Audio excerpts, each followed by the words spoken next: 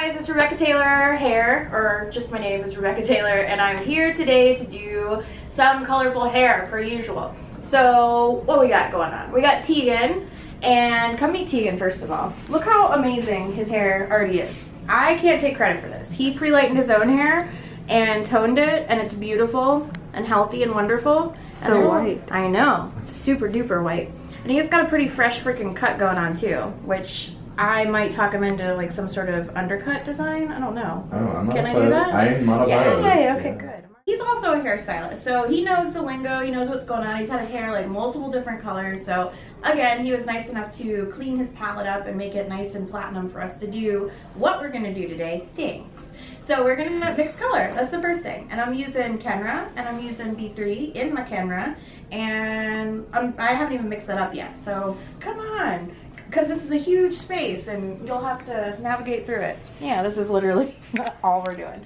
So in this bowl, I've got Kenra charcoal. So that came out with the neon line, and it's just a really awesome like gunmetal gray silver. So that's going to be the base because I'm all about some contrast. So I want the silver to be the base, and then these muted but still bright neons to be like really the focal point of his color.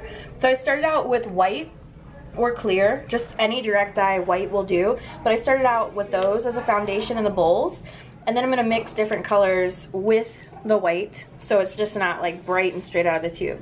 So all of the ones that I'm using are the Kenra Neons. This one's the neon blue. You don't need much, like it's hard to really tell you what increment that was, but a good healthy squirt. You guys see how much it is, and you mix it up, see what you think about it. If you need to add more, you add more. Let me close this top here, technical difficulty. So that's what it looks like straight out of the tube. It's still vibrant, which is awesome, but I just want it to be a little bit more muted so it kind of looks like hologram-y, or just like really, really like a iridescent bubbles, kind of what I'm going for. So that's what the blue looks like diluted. And another tip too, since they are not straight out of the tube and you are cutting them with clear or white, it's not gonna be problematic when you shampoo with the bowl. If you use these dark colors straight out of the tube, like blue and violet and green and some of these other ones, they're so pigmented that when you shampoo, it makes a big muddy mess. So that's what I do there. Now I'm gonna make a coral. And so I start with yellow, neon yellow in the bowl, and believe it or not, yellow is one of the most pigmented. Like, do you see how much I put there? Not a lot with that much white, and it's like overpoweringly bright yellow. So that starts my color out, and then I'm gonna put like a booger sized amount of fuchsia, not a lot, a big old, like, I got a cold booger but still a booger. Let's see, you like my technical terms, Tegan? I love them. I'm teaching about boogers and whatnot. So we'll see where we're at with that. That might be where we need to go. I might need to add a little bit more. That's shaping up to be a pretty neat like tangerine coral color. If I want it to be more pink, obviously I just add more fuchsia, and I do, so I am. Otherwise, if it's like dominant with the yellow, it's gonna look more orange, and I definitely want more coral. I want it to look kind of like a flamingo is what I want it to look like. Let's see where we're at with this. And I'm using Fermar brushes because I like them. They're not paying me, I just like them. Let's see. There, I'm happy with that. That looks like a bright neon coral fluorescent flamingo color. So the next one I'm gonna do, let's see here. I'm gonna do the green, the neon green. This is also super duper potent. And a little dab will do you with this too. And what was the other color I was gonna do? Just yellow on its own.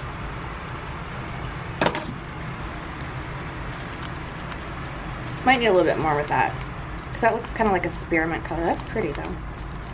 That is a spearmint. I like that. Like a lime sherbet kind of color. You ever look at your palette and you're like, this needs this? Are you like that? Yeah. You're like, in my head, it doesn't translate to the way I'm seeing it. So that's kind of how I'm creating these shades right now. I'm looking at it, and if it needs something, I'm just gonna make it. Create. Exactly. That's what we do. And then we've got another model coming in. She has really, really long hair. I don't know what her starting level is or what she wants to do, so we'll have fun with her too. Maybe more pastel? I don't know yet. So the other color will be yellow, and all these colors can be mixed together as well to create like secondary or tertiary tones or whatever you want to call them. So that's that. A little bit of yellow, wherever I've done with the yellow. Right here. And then all of these get B3. So if you're working with fine hair, you only need to add 1/8 of an ounce of B3, the Brazilian Bond Builder. If you're working with more coarse hair and it needs more product, then you can go 1/4 of an ounce. And I already have sucked up a nice little syringe ready to go.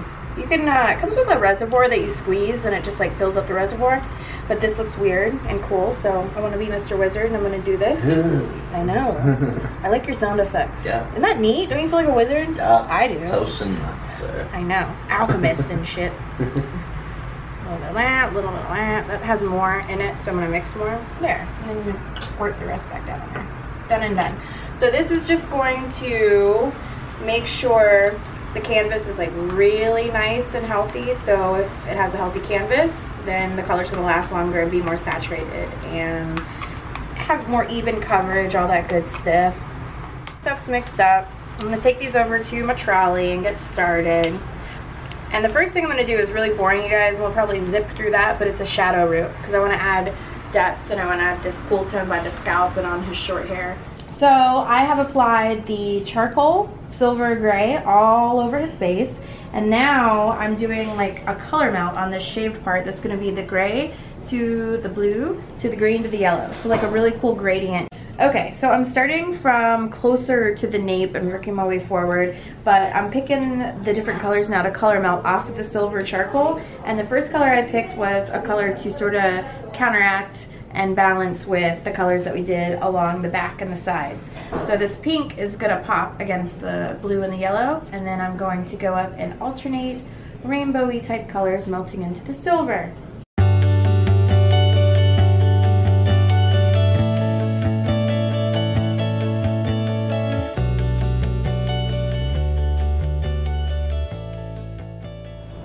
Okay, so I did have a coral color that ended up looking a little bit more orange, so I added pink to it like on the hair strand and melted it together. So as I was going back and then cycling through these colors, because I'm alternating in the same order, I decided to make it a little pinkier. And so when I made it a little pinkier, then it got real pink, and I don't even know what you would call this color. It's kind of like, shit, I don't know, like a raspberry or something like that. So now I'm adding a little bit of yellow to it to kind of make it more coral. So it's kind of every little section as I'm going, I'm tweaking it and making it a different customized tone. So that's totally doable with these colors. You can actually mix more on the hair strand and tweak them a little bit after the fact. But so far that's all I'm doing. I'm alternating the colors that I have in the bowl, and as you can see, creating new ones as I go.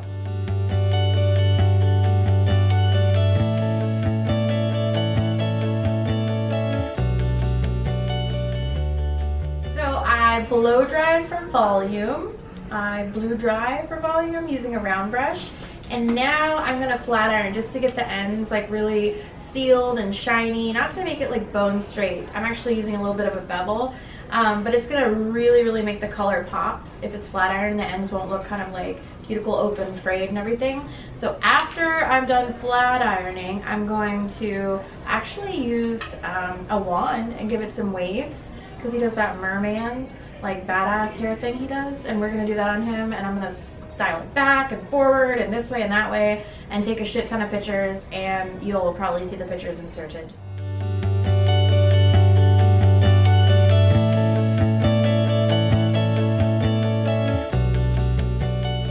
Use the big sexy powder play on Tegan's hair because it's too flippin' silky, shiny, smooth, and it doesn't do what I want it to do. So by using this, it's gonna give it some texture and grip, and we're gonna be able to give him like a badass style like that. I have a couple tips real quick about taking care of this type of color at home. Fashion color is notorious for fading super quickly.